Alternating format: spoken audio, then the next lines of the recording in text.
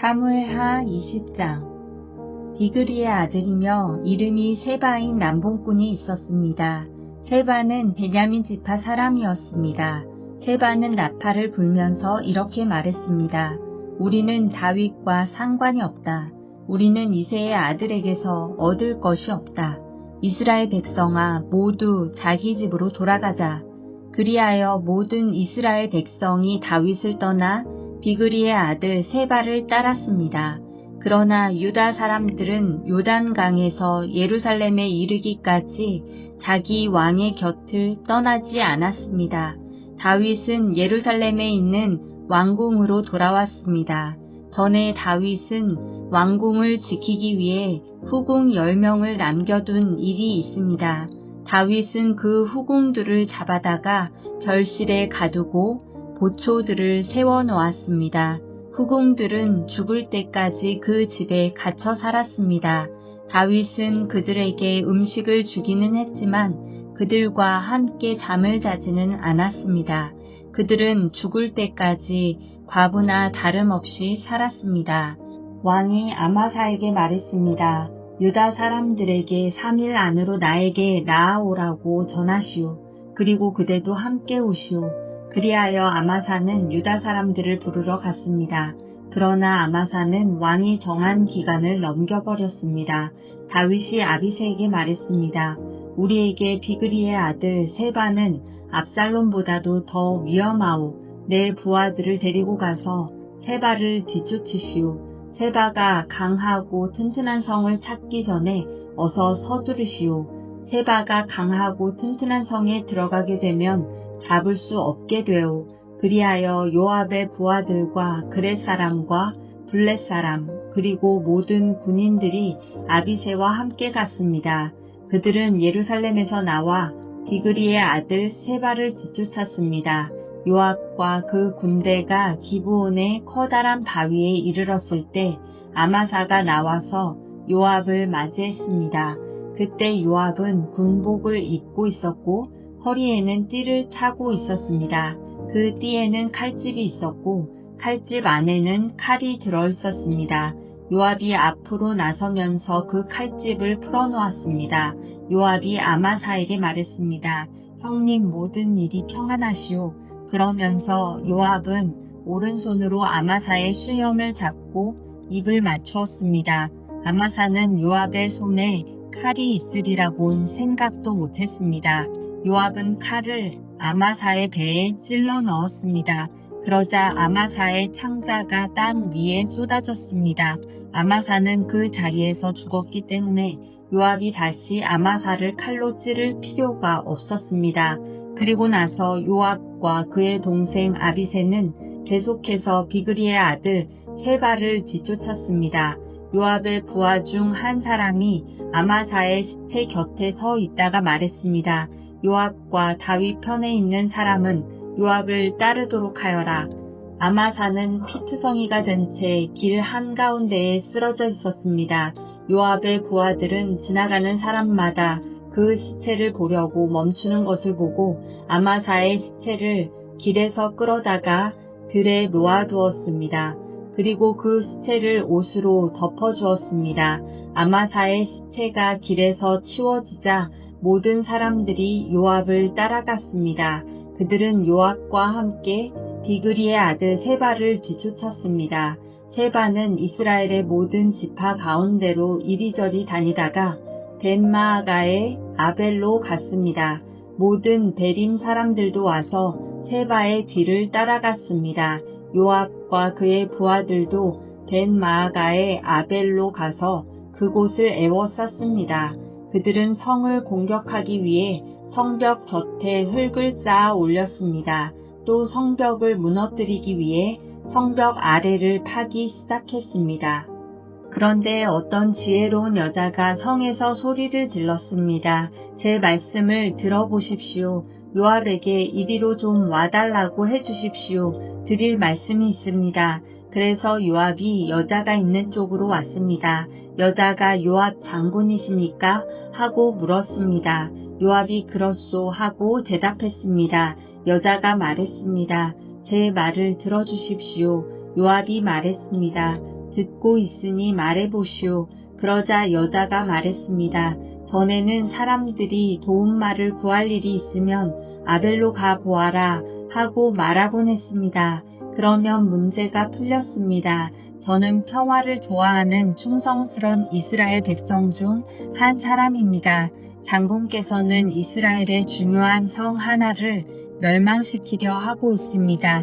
여호와의 성인 이 성을 왜 멸망시키려 하십니까? 요압이 대답했습니다. 나는 결코 멸망시키거나 무너뜨리려고 온 것이 아니오. 그런 일은 나도 바라지 않소. 하지만 이 성에는 에브라임의 산악 지방에서 온 사람이 하나 있소. 그 사람의 이름은 비그리의 아들 세바인데 그 사람은 다윗 왕을 향해 반란을 일으켰소. 만약 그 사람을 나에게 데리고 오기만 하면 이 성을 그대로 내버려 두겠소. 여다가 요압에게 말했습니다. 그 사람의 머리를 장군님이 있는 성문 밖으로 던지고 말겠습니다. 그리고 나서 그 여자는 성의 모든 백성에게 매우 지혜롭게 말을 했습니다.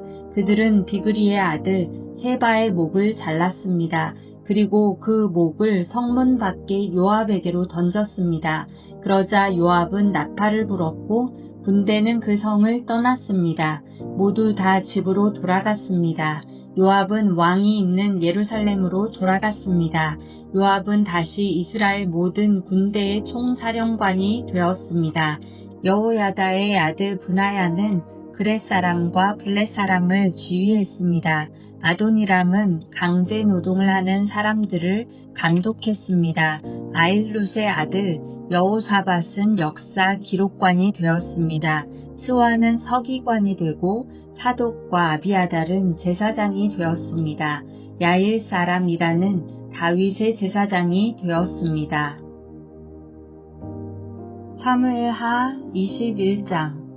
다윗이 왕으로 있을 때에 기근이 있었습니다.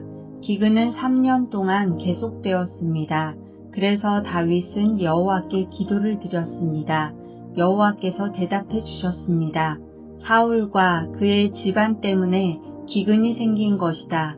사울이 기브온 사람들을 죽였기 때문이다. 다윗 왕은 기브온 사람들을 불러 모아 그들에게 물었습니다. 기브온 사람들은 이스라엘 백성이 아니었습니다. 그들은 살아남은 아모리 사람의 한 무리였습니다.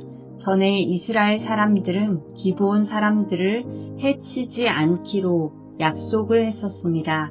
그러나 사울은 이스라엘과 유다의 백성들을 도우려는 열심이 너무 지나쳐서 기브온 사람들을 다 죽이려 했었습니다. 다윗 왕은 기브온 사람들을 불러 모아 그들에게 이야기했습니다. 다윗이 물었습니다. 내가 당신들을 위해 어떻게 하면 좋겠소? 어떻게 해야 이스라엘 백성의 죄를 용서하고 오히려 여호와의 백성에게 복을 빌어주겠소? 기브온 사람들이 다윗에게 대답했습니다. 사울과 그의 집안과 우리 사이의 문제는 금이나 은으로 해결할 수 없는 문제입니다. 이것은 사람의 목숨으로 보상될 문제입니다. 그런데 우리는 이스라엘 사람을 죽일 권한이 없습니다. 그 말을 듣고 다윗이 다시 그들에게 물었습니다. 그렇다면 당신들이 바라는 것은 무엇이오? 기브온 사람들이 다윗에게 대답했습니다. 사울은 우리에게 몹쓸 짓을 했습니다. 사울은 우리를 전멸시켜 이스라엘 땅에 남지 못하도록 음모를 꾸몄습니다. 그러니 사울의 아들 7명을 우리에게 넘겨주십시오. 그러면 사울의 고향인 기브아에서 그리고 여호와 앞에서 그들을 목매어 잘겠습니다. 왕이 말했습니다.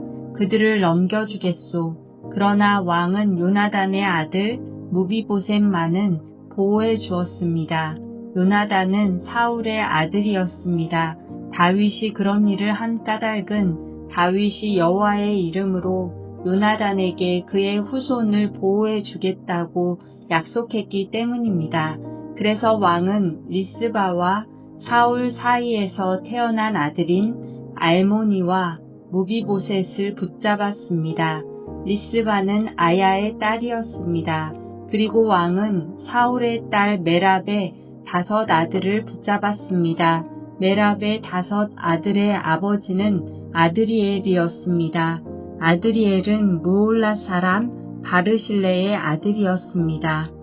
다윗은 이들 7명을 기브온 사람들에게 넘겨주었습니다. 그러자 기브온 사람들은 언덕 위에서 여호와 앞에 그들을 목매달았습니다. 7 아들이 다 함께 죽었습니다. 그들은 추수를 시작할 무렵에 죽임을 당했습니다. 그때는 사람들이 보리를 막 거둘 때였습니다. 아야의 딸 리스바는 거친 배로 만든 천을 가져다가 바위 위에 그것을 폈습니다. 그리고 리스바는 추수가 시작될 때부터 비가 내릴 때까지 하늘의 새들이 자기 아들들의 시체를 건드리지 못하게 막았습니다. 또 밤이 되면 들짐승들이 시체를 건드리지 못하게 막았습니다. 사람들이 사울의 후궁이었던 리스바가 하고 있는 일을 다윗에게 이야기했습니다. 그러자 다윗은 사울과 요나단의 뼈를 길르앗의 야베스 사람들에게서 찾아왔습니다. 전에 블레셋 사람들이 길보아에서 사울과 요나단을 죽인 후 시체들을 벳산 거리에 매달았습니다. 그때 길르앗의 야베스 사람들이 몰래 그 시체들을 가져온 것이었습니다. 다윗은 사울과 그의 아들 요나단의 뼈를 길르앗에서 옮겨왔습니다.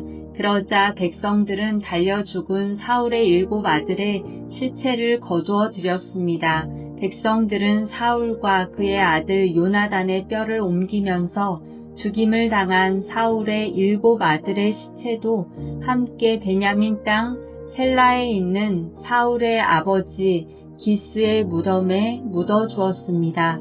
백성들은 왕이 명령한 것을 다 지켰습니다. 그러자 하나님께서 그 땅 백성들의 기도를 들어주셨습니다. 블레셋과 이스라엘 사이에 또다시 전쟁이 일어났습니다. 다윗은 자기 부하들을 거느리고 블레셋 사람들과 싸우러 나갔습니다. 그러나 다윗은 지치고 약해졌습니다. 거인의 아들 중에 이스비브놉이라는 사람이 있었습니다. 이스비브놉의 노쇠창은 무게가 300세겔 가까이 나갔습니다. 이스비브놉은 또 3 칼을 가지고 다윗을 죽일 계획을 세웠습니다. 그러나 스루야의 아들 아비새가 이 블레셋 사람을 죽이고 다윗의 목숨을 구해주었습니다. 그때 다윗의 부하들이 다윗에게 한 가지 다짐을 받으려 했습니다. 그들이 말했습니다. 다시는 우리와 함께 싸움터에 나오지 마십시오. 만약 왕이 돌아가시면 이스라엘의 등불이 꺼지는 것과 같습니다. 그 후 곱에서 다시 블레셋과 싸움이 있었습니다. 후사 사람 시브게가 거인의 아들 중 하나인 삽을 죽였습니다. 그 후 곱에서 또다시 블레셋과 싸움이 있었습니다. 베들레헴 사람 야레오르김의 아들 엘하난이 가드 사람 골리앗의 동생 라흐미를 죽였습니다. 그의 창은 배틀채만큼 컸습니다. 가드에서도 또다시 전쟁이 일어났습니다. 거기에는 굉장히 큰 거인이 있었습니다. 그 사람의 손가락은 한 손에 6개씩 있었고 발가락도 한쪽에 6개씩 있었습니다. 그러니까 그 사람의 손가락과 발가락은 모두 24개였습니다. 이 사람도 역시 거인의 아들이었습니다. 이 사람은 이스라엘에 맞서 싸우다가 요나단에게 죽임을 당했습니다. 요나단은 다윗의 형인 삼마의 아들이었습니다. 이들 4사람은 모두 가드에 사는 거인의 아들들이었습니다. 그들은 모두 다윗과 그의 부하들에게 죽임을 당했습니다.